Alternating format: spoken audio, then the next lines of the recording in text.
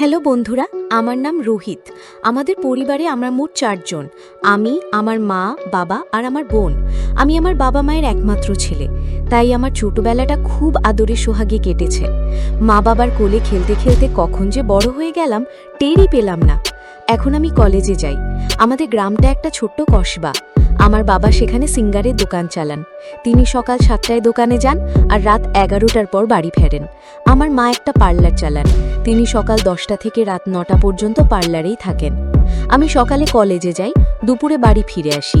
কলেজে একের পর এক সুন্দরী মেয়েদের দেখে আমি বেশ মুগ্ধ হয়ে যেতাম। তখন আমার মনে নানা রকম ভাবনা ভিড় করত। হয়তো বড় হয়ে যাওয়ার কারণেই এমন ভাবনাগুলো মাথায় আসতে শুরু করেছিল। এটা বোধহয় প্রত্যেক ছেলের সঙ্গেই হয়। তাদের সৌন্দর্য আমাকে মোহিত করত। আমি খুবই আবেগপ্রবণ ছিলাম। আমার মনে একটা আলাদা উচ্ছ্বাস সবসময় ডানা মেলত। কলেজ থেকে ফিরে আমি প্রায়ই দরজার ফাঁক দিয়ে মায়ের পার্লারে উঁকি মারতাম। পার্লারে আসা মেয়েদের দেখা আমার একটা শখ হয়ে গিয়েছিল। এটা এমন একটা অভ্যাস হয়ে দাঁড়িয়েছিল যে এটা ছাড়া আমার চলতো না। সুন্দর মুখগুলো দেখতে আমার খুব ভালো লাগতো। পার্লারে কোনো পুরুষ আসতো না, তাই সেখানকার মেয়েরা নিশ্চিন্তে থাকতো। তাদের প্রতিটা হাবভাব আমি খুঁটিয়ে দেখতাম। তাদের কথা বলা, পোশাক আশাক আমাকে বেশ আকর্ষণ করত। তাদের খেয়ালই ছিল না যে কেউ দরজার ফাঁক দিয়ে গোপনে তাদের দেখছে। আমি চোখ বড় বড় করে তাদের দেখতাম। মা যখন বাড়ি ফিরতেন আমি তার সঙ্গে ওই মেয়েদের তুলনা করতাম। মা দেখতে খুব সুন্দরী ছিলেন। তার বয়স হয়তো 35-এর কাছাকাছি হবে। তিনি একদম তরুণী আর তরতাজা লাগতেন। তার কালো লম্বা চুল, গভীর চোখ, সোজা নাক আর ঝকঝকে গোলাপি মুখ। তার এই সৌন্দর্যের কাছে ফিল্মের হিরোইনরাও ফিকে পড়ে যেত। মায়ের সৌন্দর্য আমাকে এতটাই মুগ্ধ করেছিল যে তাকে দেখলে আমি সব কিছু ভুলে যেতাম।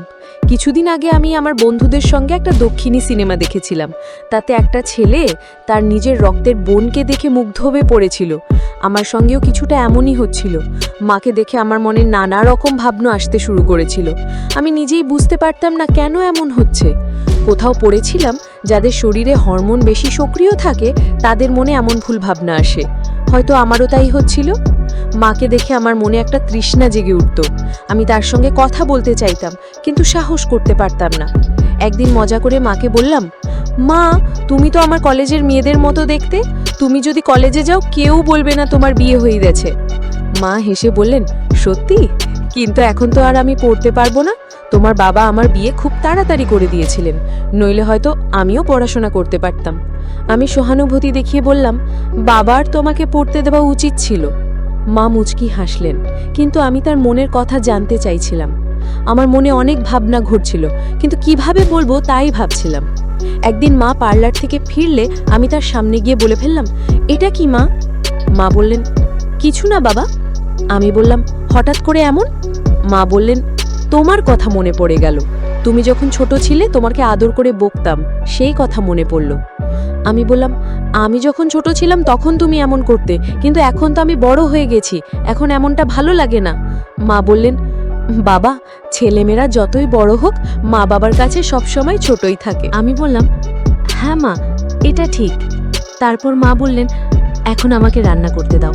তোমার বাবাও এসে পড়বেন আর তোমারও নিশ্চয়ই খিদে পেয়েছে। আসলে আমি তার সঙ্গে আরও কিছু কথা বলতে চাইছিলাম, কিন্তু বেশি জোর না করে আমি সেখান থেকে সরে গেলাম।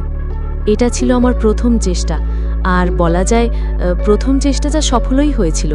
সেই মুহূর্তে আমি খুব খুশি ছিলাম। এরপর থেকে আমি মায়ের পার্লার থেকে ফেরার অপেক্ষা করতাম। তিনি ফিরলেই আমি তার সঙ্গে মজা করতাম। প্রথমে তিনি একটু বিরক্ত হতেন, কিন্তু ধীরে ধীরে তারও এটা ভালো লাগতে শুরু করলো। আমারও একটা আলাদা আনন্দ হচ্ছিল। মনে হচ্ছিল যেন আমি একটা নতুন পথ খুঁজে পেয়েছি। এখন আমি মাকে আর শুধু মা হিসেবে নয়, একজন বন্ধুর মতো দেখতে শুরু করেছিলাম। তার সঙ্গে মজা না করলে আমার শান্তি হতো না। যখনই এমন করতাম আমার খুব ভালো লাগতো। আমার মুখ থেকে অজান্তেই ভালোবাসার কথা বেরিয়ে যেত।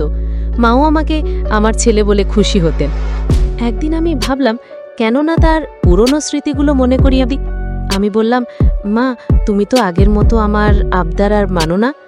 মা বললেন, আরে বাবা, এখন তুমি বড় হয়ে গেছো, বড় ছেলেদের আবদার কে মানে? আমি বললাম, তার মানে তুমি আমাকে আর ভালোবাসো না? মা বললেন, এমন কথা নয় বাবা, আমি এখনো তোমাকে আগের মতোই ভালোবাসি। আমি বললাম, মা, আমার ছোটবেলাটা আমাকে ফিরিয়ে দাও। এটা বলে আমি কথা আরও এগিয়ে নিয়ে যাবার চেষ্টা করলাম, যাতে তার সঙ্গে খোলাখুলি কথা বলতে পারি। কিন্তু তখনই মা বললেন, ঠিক আছে বাবা, আর এসে আমাকে জড়িয়ে ধরলেন। এরপরটা আমাদের প্রতিদিনের অভ্যেস হয়ে গেল। আমি খুব খুশি থাকতাম। একদিন আমি সাহস করে বললাম, মা, আমি এখন অনেক দূর এগিয়ে গেছি। মা বললেন, এটা আবার কি নতুন কথা নিয়ে এলে? আমি বললাম, এমনি। মা একটু বিরক্ত হয়ে বললেন, তুমি এখন অনেক বাড়াবাড়ি করছো, এমন করা ঠিক নয়, লোকে দেখলে কি বলবে? আমি বললাম, সরি মা, আমি এটা শুধু তখনই করব যখন কেউ আশেপাশে থাকবে না। এটা শুনে মায়ের রাগ কমল। ধীরে ধীরে মাও এটা বুঝতে শুরু করলেন আর আমার থেকে দূরে থাকার চেষ্টা করতেন। পার্লার থেকে ফিরে তিনি সোজা নিজের ঘরে চলে যেতেন আর দরজা বন্ধ করে দিতেন। এতে আমার পরিকল্পনা ভেস্তে যেতে লাগলো। একদিন মা যখন রান্নাঘরে কাজ করছিলেন, আমি পেছন থেকে গিয়ে তাকে জড়িয়ে ধরলাম। মা তৎক্ষণাৎ ঘুরে রেগে বললেন, এটা কি করছো তুমি? তুমি এখন আর ছোট নেই, বুঝতে পারছো না? আমি বললাম, সরি মা, ভুল করে হয়ে গেছে। কিন্তু তুমি এত রাগ করছো কেন? আগে তো তুমি এমন করতে না। মা বললেন, আগে তুমি ছোট ছিলে, এখন বড় হয়ে গেছো, এমনটা তোমার মানায় না। আমি বললাম, কিন্তু বাবাও তো তোমাকে আদর করে ধরেন, আমি কেন পারবো না? মা বললেন, তোমার বাবা আমার স্বামী, তাই তিনি এমন করতে পারেন। আমি বললাম, আর আমি তোমার ছেলে। মা চুপ করে গেলেন। কিছুক্ষণ পর বললেন, তুমি অনেক বাড়াবাড়ি করছো, আমার এসব ভালো লাগে না, এখন থেকে এমন করবে না। আমি বললাম, সরি মা, আমি কারো সামনে এমন করব না। মা বললেন, ঠিক আছে, কিন্তু এটা মনে রাখবে। এরপর আমি চুপ করে গেলাম, কিন্তু বুঝলাম এখন আমাকে সাবধানে থাকতে হবে। বাবার কাছে তার ব্যবসা সব, মায়ের প্রতি সময় দেওয়ার মতো সময় তার ছিল না। কখনো আমাকে কোথাও ঘুরতে নিয়ে যাননি, সিনেমাও দেখাতে নেননি। তখন মা নিজেই বললেন, ছাড়ো, এখন আমাকে রান্না করতে দাও। আমি আমার ঘরে যেতে যেতে ভাবছিলাম, মা নিশ্চয়ই মনে মনে কষ্ট পাচ্ছেন, হয়তো বাবা তার সঙ্গে কম কথা বলেন। বাবা আর মায়ের বয়সের বড় ফারাকের কারণে মা মনে মনে কষ্ট পান, তাদের মধ্যে হয়তো ঠিকঠাক তালমেল নেই। এটাই হয়তো কারণ। বাবা তার কাজে ব্যস্ত আর মা তার পার্লারে, এটাই তাদের রুটিন হয়ে গেছে। এখন আমার মনে প্রশ্ন জাগলো, মায়ের জীবনের যে শূন্যতা, আমি কি সেটা পূরণ করতে পারি? যদি পারি, তাহলে মা হয়তো খুশি আর শান্তি পাবেন। এটা ভেবে আমি ঠিক করলাম, এখন আর কোনো পিছুটান হবে না। পরের দিন মা পার্লার থেকে ফিরতেই আমি তাকে ডাকলাম। এবার আমি একটু আক্রমণাত্মক হয়ে গিয়েছিলাম, হয়তো মাও আমার এই ভাবটা টের পেয়েছিলেন। আমি বললাম, মা, এখন রাগ ঠান্ডা হয়েছে, তাই না? মা বললেন, হ্যাঁ বাবা, আমি কেন তোমাকে রাগাবো? তোমাকে কষ্ট দেওয়া আমার ভালো লাগে না। আমি বললাম, মা, আমি তোমাকে খুব ভালোবাসি। এটা বলে আমি তার দিকে একটু ঝুঁকে গেলাম। আমি নিজেই বুঝতে পারছিলাম না আমি কি করছি। তখন মা হেসে বললেন, দুষ্টু ছেলে। আমি তাকে আরেকটু টিটকারি করে আমার ঘরে চলে গেলাম। এরপর আমার সাহস আরও বেড়ে গেল। আমি আবার সেই একই হাবভাব শুরু করলাম। ধীরে ধীরে মা বাধা দেওয়া ছেড়ে দিলেন। একদিন তিনি বললেন, তোমার মন তো মানেই না, জেদি ছেলে। আমি বললাম, মা, আমি শুধু তোমাকে খুশি দেখতে চাই। তুমি খুশি থাকলে আমার মনে হয় আমি পৃথিবীর সব কিছু পেয়ে গেছি। মা হেসে দিলেন। তাকে খুশি দেখে আমিও খুশি হলাম। একদিন আমি তাকে জিজ্ঞেস করলাম, মা, একটা কথা জিজ্ঞেস করব? মা বললেন, কি কথা বলো? আমি বললাম, মা, তুমি আর বাবা আমার পরে আমাকে কোনো ভাই দিলে না কেন? মা বললেন, আরে আমাদের তো ইচ্ছা ছিল, কিন্তু আমার শরীরে কিছু সমস্যা হয়ে গিয়েছিল, তাই আর একটা সন্তান হয়নি। আমি বললাম, আচ্ছা, কিন্তু মা, এখন এসব আমার মনে কেন আসছে? মা বললেন, কিছু না বাবা, এমনি। তখন মায়ের মুখে একটা বিষণ্ণতা দেখা গেল। হয়তো এসব কথা মনে করে তিনি কষ্ট পাচ্ছিলেন। আমি তৎক্ষণাৎ কথা বদলে তাকে হাসিয়ে দিলাম। আসলে এই বিষয়ে আমার অন্য উদ্দেশ্য ছিল। আমার মনে হয়েছিল হয়তো বাবার কোনো সমস্যা আছে। যদি এমন হয় আর কোনোদিন মাঝে কিছু বলার সুযোগ পাওয়া যায়, তাহলে হয়তো সঠিক পথে এগোনো যাবে। কিন্তু বাইরের ভয়ে মা কখনো এমন কিছু বলবেন না। তবু এমন কিছু হবার সম্ভাবনা এখন আর দেখছিলাম না। আমি আবার বললাম, মা, তোমার কি মনে হয় আমি তোমার সঙ্গে এত দুষ্টুমি কেন করি? আমি কি ভুল করি? মা বললেন, না বাবা, কোনো মা তার ছেলের সম্পর্কে এমন ভাবে না। আমি বললাম, মা, সত্যি বলতে আমার সঙ্গেও এমনই হচ্ছে। তাহলে আমি কি করব? তুমি ছাড়া আমাকে কে বুঝবে? তুমিই তো আমার কাছে থাকো, তাই তোমার প্রতি আমার এত টান। আমার কথা শুনে মা আমার দিকে তাকিয়ে রইলেন। তারপর বললেন, বাবা, তুমি কত কথা বলো, কলেজে গিয়ে এত কথা বলো না কেন? আমি হেসে বললাম, মা, সত্যি বলবো, আমার পুরোপুরি বিশ্বাস তুমি যদি বিউটি কুইন প্রতিযোগিতায় নামো, তুমি শুধু মিস ইন্ডিয়া নয়, মিস ওয়ার্ল্ডও হবে। তুমি এত সুন্দরী, আর এটাই কারণ যে আমার মন তোমার প্রতি বন্ধুর মতো আকৃষ্ট হয়েছে। এমন সুন্দরী মায়ের ছেলে হওয়া আমার জন্য গর্বের। মা বললেন, আচ্ছা আচ্ছা, বেশি তেল দিয়ে আমাকে মাথায় তুলো না, আর কি চাও বলো?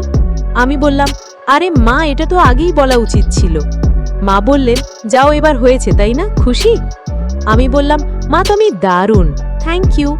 এটা বলে আমি আমার ঘরে চলে গেলাম। মা এখন আমাকে আনুষ্ঠানিকভাবে অনুমতি দিয়ে দিয়েছিলেন, তাই আমার সব ইতস্তত ভাব চলে গিয়েছিল। সেদিন মা পার্লার থেকে ফিরলে আমি তার সঙ্গে কথা শুরু করলাম। আমার উদ্দেশ্য বুঝতে তার বেশি সময় লাগলো না। আমাকে দেখে তিনি বললেন, আমি তো তোমাকে অনুমতি দিয়ে দিয়েছি, এখন আর কি চাও? আমি বললাম, ঠিক আছে মা, তুমি যাও, তোমার রাগ দেখলে আমার কখনো ভালো লাগে না, তাই তোমার সব জেদ আমি মেনে নেই। তুমি তো আমাদের একমাত্র প্যারা ছেলে। মা আবেগপ্রবণ হয়ে এটা বললেন। আমি বললাম, মা, তুমি যেমন বাইরে থেকে সুন্দরী, তেমনি ভেতর থেকেও, তাই তুমি আমাকে কখনো কষ্ট দাও না। আমার কথা শুনে মায়ের মুখে একটা তৃপ্তি ফুটে উঠল। আমিও খুশি হয়ে আমার কাজে লেগে গেলাম। কয়েকদিন পর বাবা বললেন তার দোকানের জন্য কিছু মশলা কিনতে হবে আর মায়ের পার্লারের জন্য কিছু জিনিস আনতে হবে। তাই ঠিক হলো রবিবার আমরা বড় শহরে যাব। আমি বাবাকে জিজ্ঞেস করলাম, বাবা, আমিও কি যেতে পারি? আমার কিছু বই কিনতে হবে। বাবা হ্যাঁ বললেন। রবিবার বাবা গাড়ি বের করলেন, তিনি ড্রাইভিং সিটে বসলেন। আমি পেছনের সিটে বসে মায়ের জন্য অপেক্ষা করছিলাম। মা তৈরি হতে একটু সময় নিচ্ছিলেন। যখন তিনি তৈরি হয়ে বেরিয়ে এলেন, আমি তাকে দেখে মুগ্ধ হয়ে গেলাম। আমার হাত নিজে থেকেই উঠে গেল। আঙুল দিয়ে ইশারা করে বললাম, বাহ মা, তুমি কি সুন্দর লাগছো। মা মুচকি হাসলেন, আর তার হাসি দেখে আমি মনে মনে খুশি হলাম। মা সেদিন একটু অন্যরকম লাগছিলেন। তার মুখ আরো উজ্জ্বল ছিল, মনে হচ্ছিল যেন কোনো পরী স্বর্গ থেকে নেমে এসেছে। তার এই সৌন্দর্য দেখে আমার চোখের উপর ভরসা হচ্ছিল না। বন্ধুরা, আশা করি আমাদের গল্পটা তোমাদের ভালো লেগেছে। গল্পটা পছন্দ হলে ভিডিওতে লাইক করো, আমাদের চ্যানেলে নতুন হলে সোনামের ভয়েসে সাবস্ক্রাইব করো, আর হ্যাঁ, নোটিফিকেশন বেলটা অবশ্যই বাজিয়ে রাখো, যাতে পরের আপডেটটা সবার আগে তোমরা পাও।